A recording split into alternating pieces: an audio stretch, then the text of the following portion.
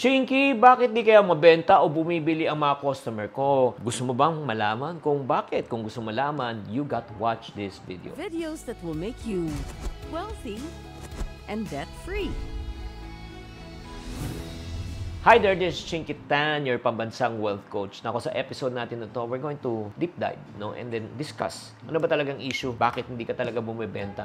Nagnenegosyo ka, pero wala namang bumibili. Ang unang tanong ko po sa inyo, sige, let's talk about, syempre, aside from, maganda quality ng produkto ko, masarap talaga siya, maganda talaga siya, quality talaga siya. Ang tanong, baka mahal ang product mo. Baka di siya affordable. Ano ibig sabihin? Babagsak ko na lang yung presyo ko para mabenta lang. Paano na kumalugi ako? But in reality, listen to me, especially if you are in sales, if you're in business, or trying to get into business. Para sa mga nagnenegosyo na po right now, you will understand what I'm trying to say. Price is not the ultimate issue. Kasi yun yung problema ang nangyayari. Nagbabagsakan po ng presyo. Kung talagang presyo talaga ang problema kung bakit hindi bumibenta ang produkto mo, reason with me right now. So how much does an LV, original LV bag cost? Mga magkano yan? Minimum yan from 20,000 pesos to millions of pesos. So question, bibili ka ng isang bag, 20,000 pataas, mura o mahal? Pakitype lang sa comment section. And some of you are saying, mahal siya. Okay, mahal yan para sa iyo. Pero para sa mga taong kumikita ng milyon, mura yan, affordable yan. I just like to break your wrong mindset that price is always the issue kung bakit hindi po mabenta. Walang mura at mahal. Depende yan sa kakayahan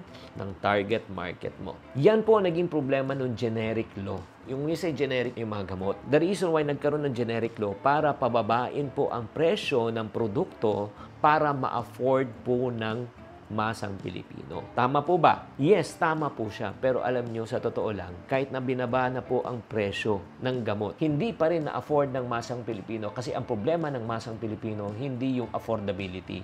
Dahil ang problema nila, wala silang pambili. Do you understand right now? Nagets nyo ba? Type understand if you understand. So, in reality, yung law, na generic law, na bumaba po talaga ang presyo, ang nakinabang po yung mga middle class. Kasi nga, yung mga middle class may pambili, nung bumaba ang presyo, naging 50% po ang presyo, ang nakinabang po yung middle class. Pero yung masa, hindi po nakinabang. Dahil at the first place, wala silang pambili. Kaya nga, this is what I've discovered. And I hope na sana makatulong to sa inyo para sa mga taong nag-uumpisa ng negosyo o kayo ay nagnenegosyo na at nagtataka kayo bakit humihina benta nyo. The key to successful business is to provide value to your target market at a price they can afford and they are willing to pay. Alamin mo kung gusto ba nila ang produkto mo. At number 2, alamin mo kung kaya ba nilang magbayad if they are willing to pay at that price. So, let's talk about target market. Okay, target market, masa, middle class, mayaman. Pagdating po sa pagkain, check po natin ang presyo. Ang masa, syempre, pag masa, 100 pesos below yan.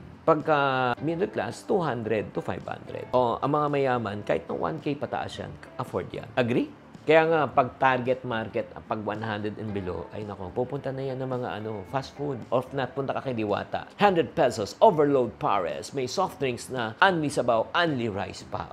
Di ba? May promotion pa si Diwata. Number 2, middle class. Pag middle class ka, 200 to 500, pwede ka na mag-samyup. Or if not naman, favorite na mga tao ang Mang Inasal. Again, this is not a promotion, pero talagang totoo. Marami po, di ba? Less than 200 pesos or 200 pesos, only rice ka na.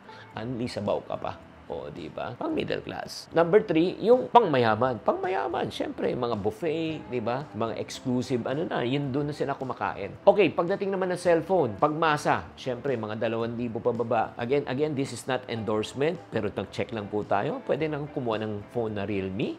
Middle class, di ba? From 5,000 to 20,000 pesos siguro. Ito yung mga tinatawag natin na mga Xiaomi, na mga cellphone. At syempre naman, kung ikaw ay medyo may kaya na, syempre, mga 30,000 pataas na. Ito na yung mga brand ng Samsung, Honor, or Apple. Di ba? So makikita nyo, di ba, yung mga may kaya na sa buhay, ang mga cellphone nila ay magaganda talaga. Kaya nga makikita nyo, despite yung mga iPhone na yan, nasa 75,000 to 100,000, bakit meron pa rin bumibili? Kahit ng pagkataas-taas ng presyo. Kasi nga, depende yan sa perceived value ng target market mo. The key to successful marketing is to create something of value that your target market can afford. Maganda ba? Grabe, no? Kasi when you talk about value, it's not about the price. It's about the benefit. It's about the solution. It's about the service that you provide that they can afford. Again, kung target market mo, masa, syempre, mababa, middle class, gitna, pagka mayaman, kahit wala ng presyo niyan, sky is the limit.